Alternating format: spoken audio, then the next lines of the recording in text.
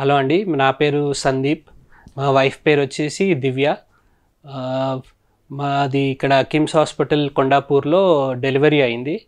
40 వీక్స్కి ఎగ్జాక్ట్గా madam doctor Vinitha పులి గారు డాక్టరు వాళ్ళు మాకు ఇచ్చిన డేట్కే డెలివరీ అయింది.